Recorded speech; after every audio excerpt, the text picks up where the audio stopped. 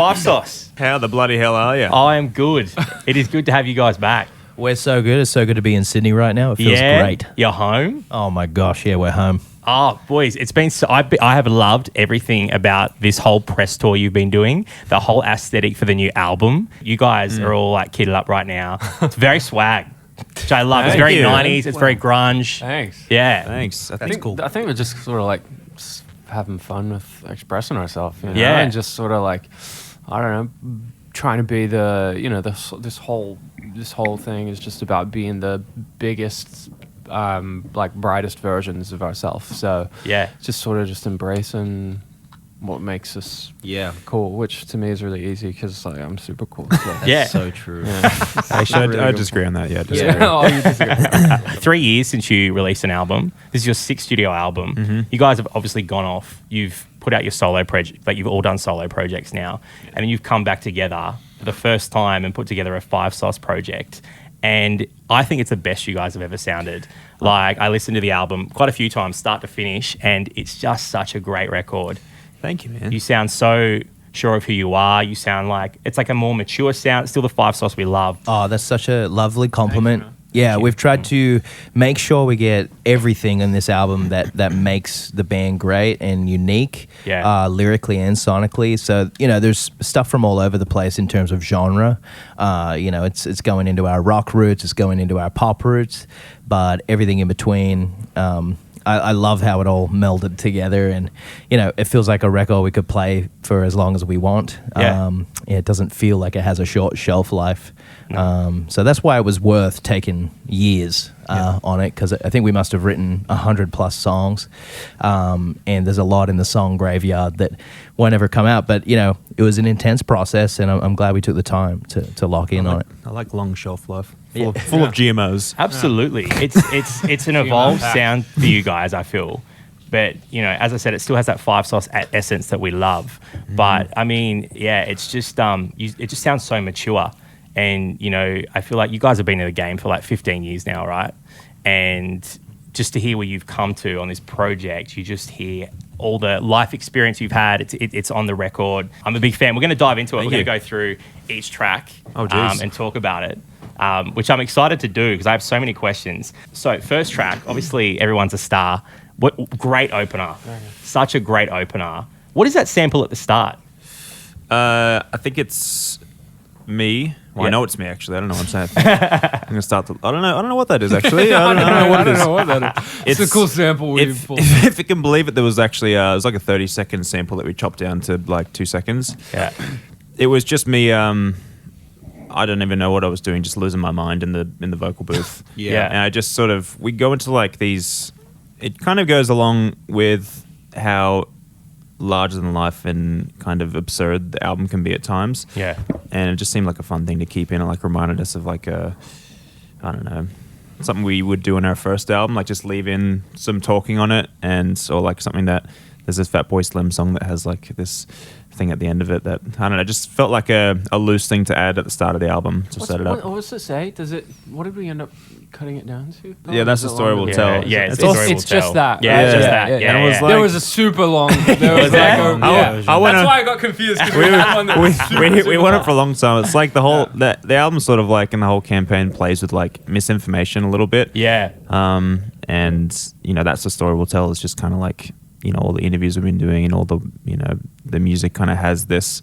Is this a bit, or is this a skit, or is it not? Yeah. So it just sets up the album really nicely. Perfect way to kick off the album. And then we go into Not Okay, which is just such a banger, boys. Like, it's one of my favorite songs I think you guys have ever released. It's got this kind of darker vibe to it, and it sets the tone for the album. Talk to me about making this one. Obviously, it's a single. It sounds like it was fun to make. It was super fun to make. Yeah. It started out with a bass line. That nasty fuzz bass has been such a like cornerstone of the record. And, you know, yeah, that's all Cal over here, the bass man. Yeah. Yeah, and it just had this like instant edge to it that we loved, and it was really it conjured a freestyle in that verse where we were kind of playing with our melodic cadences a little more, and we're playing with different style of melody, which was super fun. So that kind of launched us into a new creative direction. which was, amazing, and, led us to, put that out first. We thought that broke down the doors, reintroduce ourselves with the new essence of what we're trying to put out there. It is dark, but it's also fun, Yeah. Not to make it about me, but let's just make it about me for a second. I got to scream on it. That was fun. Love I got that. to do my Chester Bennington. In the chorus at the end. In the like bridge thing in the end. yeah. They actually cut that from the radio edit. Sorry. That's not in the radio. Yeah, it's not in the okay, radio edit. that's Sorry. fine. We spoke about this when I spoke about your solo record earlier in this year, but you guys have the most beautiful fan base who just love you guys so much. Like, I remember I posted that video when we spoke about that, and just the comment section, there was even more love in there. Like, they were so respectful, and you guys have built such a beautiful fan base. Yeah, and it's 15 years of us showing up for them and them showing up for us, and we've always been very ambitious about where this band will go in its lifetime. And even since we're young, we're saying things like we want to be a band for a long time. We want to go the distance. We want to have, a long, amazing career. So all the fans that have rode with us since the beginning, I feel like the fruits of that are, they always say to us, "Oh, I made all my friends through the band," or "Some of your concerts were the best memories of my life," and these kinds of things. And that's made it so worth it to continue. Yeah. It feels like a true calling, Totally. These fan events you're doing at the moment are crazy, by the way. I saw the one in Melbourne last night. Yeah. I'm going to the Sydney one tomorrow night. Yes. Yeah. But Oh my gosh, that one's going to be crazy gonna be tomorrow fun. night. I've heard. Yeah. I've heard. It's going to be crazier. Yeah, the label messaged me. They're like, "Hey, I don't know if we have enough space for your digital person. Can you just come solo?" I was like, "Shit." It's going to be It's gonna nice. be chaos. It's the hottest Yeah. event in Sydney. Hottest event. Exactly. Then we go on to track 3, Telephone Busy, which is the new single. This is a great track too, boys. Yeah. Absolute belter. Fun one to make. Fun one time. I remember the genesis of this song was coming in and finding Ashton in some sort of a dark room, just making this dance song. And I was like, this sounds fucking insane. Yeah. Yeah, because we were like in Nashville, like a lot of these songs, probably half of them were written in Nashville. We kind of took our little camp away. We've never done it before. Go away and just kind of hunker down for 2.5 weeks and try and really write the album. And we kind of just naturally started to like drift off into other rooms with different people and producers. And Ashton went into the lounge room of the house that we were staying in that was next to the studio, and just conjured this track. Yeah. So super, Wow. Yeah, super Cal and sick. I had been for a big night out before, and I was hearing some rhythms. I don't know where we were. I know exactly where we were, but it was like, I wanted in the next day to bring that into the studio, and we've always played with like different rhythms. So this is like a house rhythm. Yeah. And you put the rock band on top of that with, the interesting lyrical perspective, and I feel like it helped us get into the album's true kind of zone, and it ended up a standout. But really, we reference a lot like NERD and Daft Punk and these kinds of bands, So I think we got a bit of that in there. You did. When did you have time to put this together? Because obviously you've all gone and released solo music. Yeah. And when you announced, I was like, when did this happen? Like, I feel like you guys are so busy constantly doing your own stuff. It's just been happening for nearly 3 years. I think, and everybody always makes the time and shows up for the band. Yeah. But that's why Cal was articulating, we do these like really focused periods of writing where we, go, all right, we're not doing anything else but showing up to the studio, get out of bed, go in the studio, sleep, repeat for intense periods of time. And we found that to be very productive for us. What I feel like was interesting is like we were sort of really taking our time with making it, and we were spending like a really long time on like hyperfixating on all of the things. And then suddenly there was like a deadline on when we had to have it done. And having that deadline to release it this year was always like our goal. And as we were sort of like moving towards it, we were realizing like maybe we'd have to push it, or maybe, we felt like it wasn't ready or whatever. But then the deadline coming up really helped us just like lock in. I don't want to say lock in, but Say locked in. Get your ass in gear. like we just like sort of just focused and got it done, and sort of like, I don't know, it was helpful to have a deadline and sort of just like work to it and finish it. And to still be that committed after 15 years, just credit to you guys, to do that. man. A lot of bands. Thanks, man. Well, yeah, this is our dream, and we're from Western Sydney, and I'd either be installing air conditioning units, or like, and blessed are those people that have a job at all. But this is the ride of a lifetime for us, so it's worth every minute of showing up, and the graft is worth it. Then we go into boy band track 4. I'm so fascinated by this song. Hey, like us too. It's my favorite 5-star song I think you've ever released. Like it's just got so many different elements. It explores the fame and pressure that comes with being in a boy band. It's funny. I've never thought of you guys as a boy band. I don't know what I've thought of you as, but I never put you into that category. Honestly, us neither. We sort of we are like a rock band. We're like a pop rock band. So, but I think coming into making this album, that was one of the last songs to come together, and we were trying to get something that was as good as Everyone's a Star, like on that level. Yeah. And it just was this whole thing of like, number one obsession, Everyone's a Star, and like your favorite boy band, just kind of like that. It's that old first album, tongue-in-cheek 5-sauce lyric, but with 15 years of writing experience, so it's a bit a bit more what's the better word for heady, but like a bit more articulate. I like that it's like a lot of the stuff we're making on this album, and like the way it looks and everything, it's like a little bit provocative, like we want it to be something that like definitely like annoys people, or I don't know, we just want to do stuff that's just like exactly, I don't know, just that's different for us. I feel like in thought, just in the past we've been very like tried to like being afraid of like standing out, and whereas this album's just like the total opposite. It's just like, when someone insults you, and you go, well, maybe that's what I am. What do you do if I embrace that? Exactly. And they can't really do much. You've taken the power away from it, and I feel like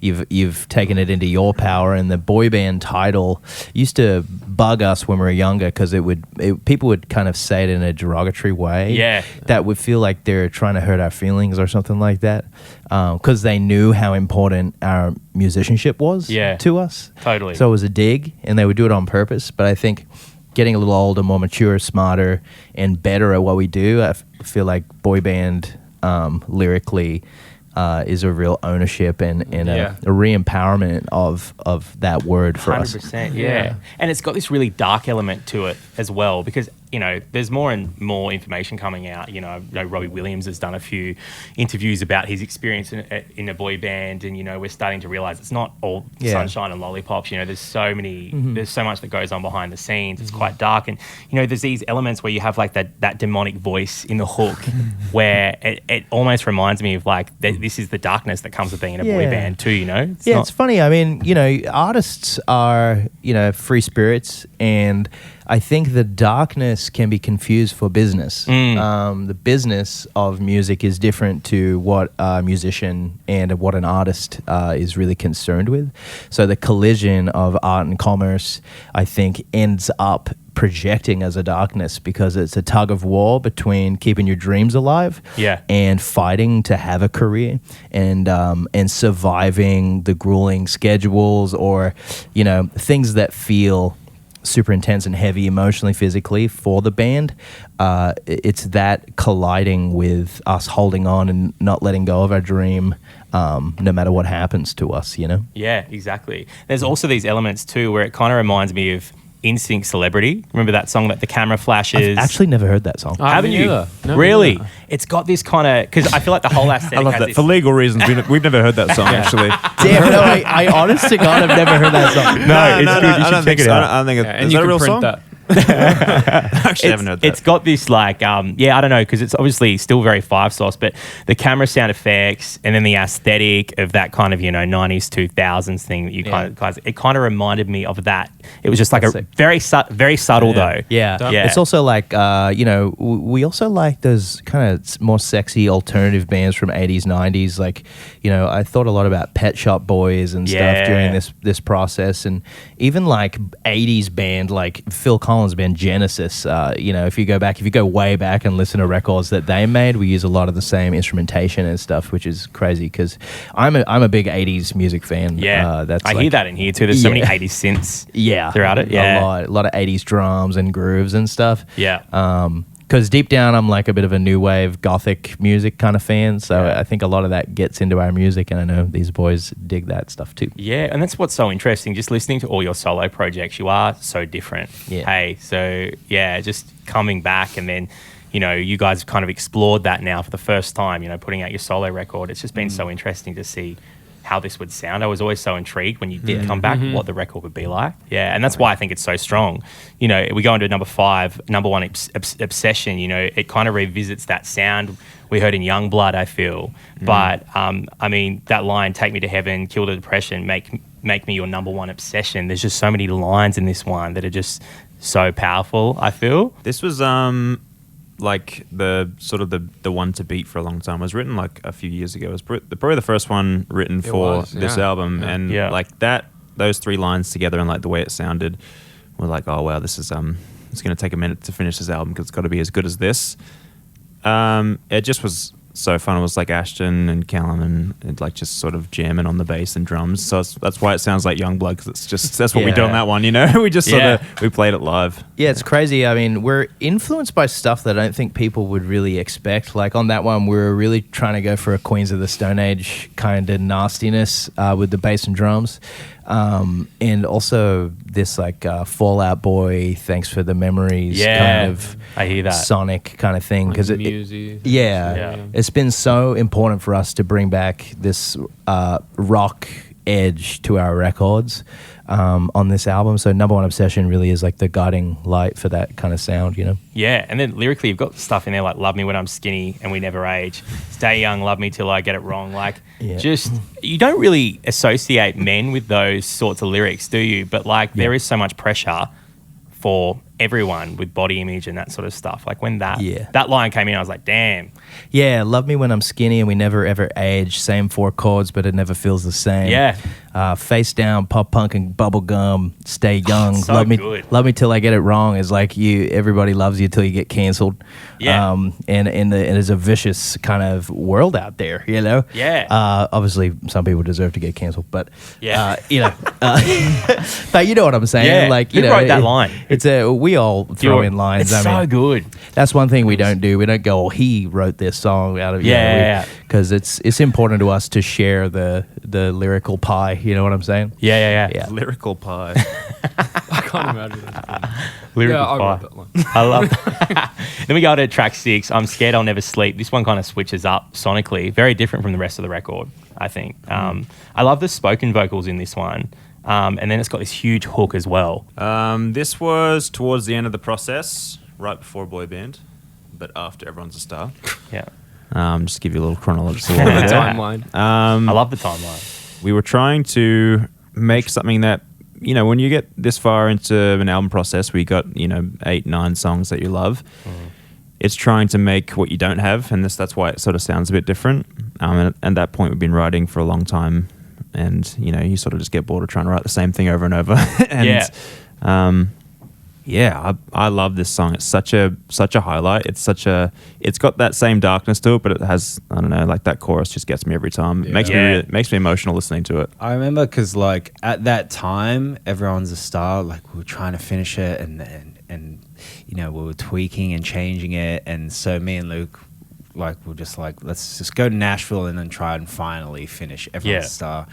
And then I remember Julian and Steph, who we were working with, were like, let's try another idea. And I was like, no, like we need to just finish this one song. And then after that day, when we had like the idea of it, I was like, okay, this is actually it just it's like, thanks guys. It was just like singing into, like we had like a little track thing and just like singing random stuff in for like 15 minutes, and then Julian just went in and chopped up the good parts and just sort of smushed them together. Yeah. And that's how it ended up. That's sick. It's a great track. Thank you. Good. And then it leads into I Still Feel the Same, which lots of 80s synths in this one. When I heard it, I was like, this is so 80s. Yeah. Yeah, Mike, you should talk about this one. That one was more like sort of like what was the thing that we were listening to at the time? It was kind of like I'm trying to remember what the like genre was. It's kind of like that new age post-punk. Yeah, it was thing. like post-punk kind of stuff. It's like New Order but made on an iPhone. Yeah. We definitely wanted it to sound like it was like somebody listening to like 80s music but making it like on a laptop or something, you know, like we were like, we wanted it to feel like as digital as possible. And yeah, I mean, that one was just fun, you know, like it was just like, we were just thinking about like what would be really fun. And then like we made the song and then we were like, let's just speed it up by like, you know, 10 BPM and just make it feel like you're like, it's like too fast. It's so funny because like we do this thing at when we're choosing the songs, we have this whiteboard and then we name all the songs, and then it has, you know, Callum, Ash, and Luke, Michael, and we kind of put a tick next to the songs that we think should be on the album. It's very democratic. We vote like Survivor. And I remember when Luke and Michael wrote the song, and I was like, this is a dope song. And then no one said anything for like a year. It was like a full year. It was a year, and then it was on the board, and everyone ticked it to go on the album. And we'd like never spoken about we the song before. Everyone just kind of knew like, that it was going on the album. It was meant to be. Yeah. Stoked that it's on the album. It's like one of my favorites, actually. Yeah. It's funny you say that, the digital thing. I once heard Skrillex and Justin Bieber, when they made Where Are You Now, they described it as expensive, and I think of this as expensive. That's like, it just sounds expensive. I love It's that. probably our cheapest song too. Oh, really? There you Probably go. like literally just a guitar DI. Yeah. Sounds expensive though, like Sick. that. Yeah. Well, you go into 8, which is Ghost. Another shift sonically. You know, this one's a lot slower from the rest of the album. Yes. But like, beautiful track. Yeah, it was a it's hard with this album because we didn't really we wanted it to feel like a riot the whole time. And Ghost is kind of like the only ballad on the whole album. It's still like got, you know, some drums and all that. But, this is in Nashville, just I think it was like one of the last days there, as you can tell by the tempo of it. We're pretty... But John Ryan's like a musical whiz and had these chords that I love, that like sizzling synth, so it still sort of fits in the world. And I like how sort of graphic and visual the lyrics are. So it's still, even though it's like a ballad and very like sensitive and has like a you know, heartfelt meaning behind it, it still sort of has, you know, fits in the world. Yeah. I like to think like if the album is like you know, like if the album's like a night, like, or a you know, visual moment, Ghost to me is like the one where you like everything goes in slow motion and you like look around and like see things for what they are. Ooh, Absolutely. that's nice. You know, That's kind of like just what you're at the afters in the kitchen. Yeah, you know, like when I listen through to the album, it's What am I always doing like, here? It's always like the realization That's the music video. moment. Yeah. That's the concept for the music video Yeah. right there. Yeah, it could That's be. sick. There's a line in there, you and I are haunted by similar ghosts, drunk and high. When I need you most. I was like, damn, that's a good line. That's Thanks. some great songwriting. Yeah. Really good. Yeah. And then we go on to 9, Sick of Myself.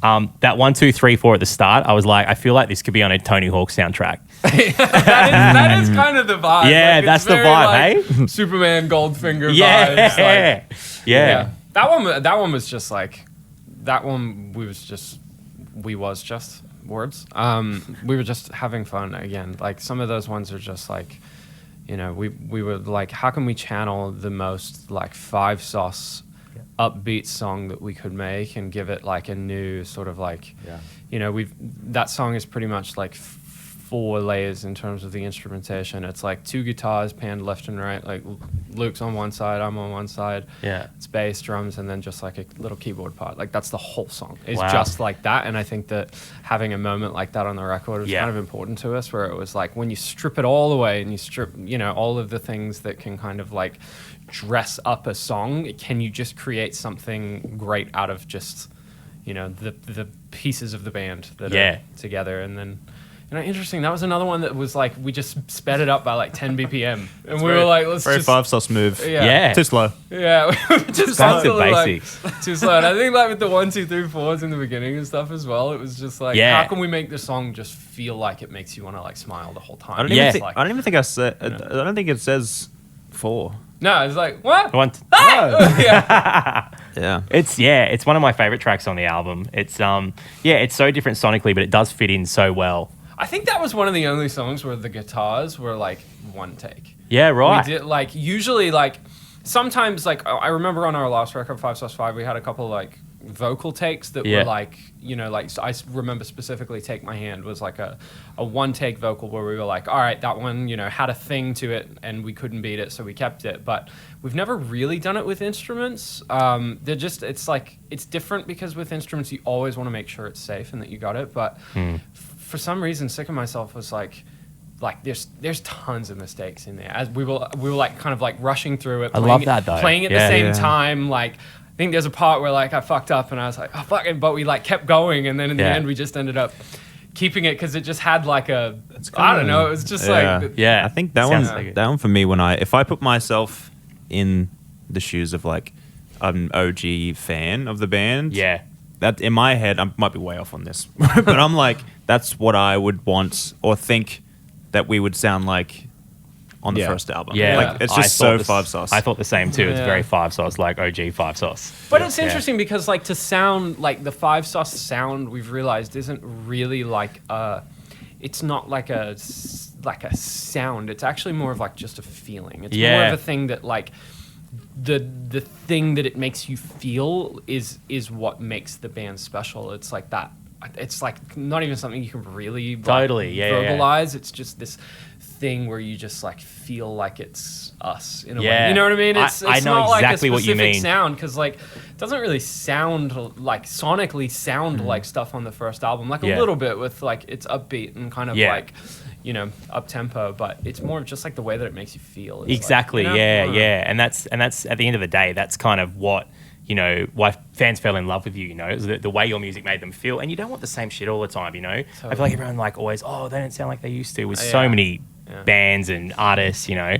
But I think that's what I love about this record. You kind of catered to everyone, you know. There's a bit of old 5 sauce in there. There's this new sound we haven't heard. There's, pretty intentional cocktail. Sure. But also, have you noticed when bands do try to recreate what they used to sound like, people don't actually like it that much. Yeah, 100%. They get it and they go, I actually liked how it was the first time. Yeah. And that's why it's kind of dangerous to do it again. Exactly. 100%. Exactly. 100%. Yeah. Then we go to track 10, Evolve. This is a big vibe. Like the production on this is insane. Yeah. I just picture hands up, like, you know, 5 drinks deep at the festival. Like, you're with your friends. Yeah. For some reason, this song makes me feel like I'm in the Uber on the way to have the like, you know what I mean? It's like... Yeah. It's funny, the influence of this comes from, like, several different places. One of them's, you know, growing up in Australia, it has this kind of Aussie dance feeling to it that is in my head anyways, compartmentalized. I hear that for sure. Yeah, like, especially the like... Yeah. Like, that part is... It's like Pop gives Bellies. Australian. Kind of like Pop Bellies, sort of like... Absolutely. Yeah, Pop Bellies was a big reference for us. Yeah. And then it also has like this Krungben modal kind of place. It has this kind of freaky note choice. It's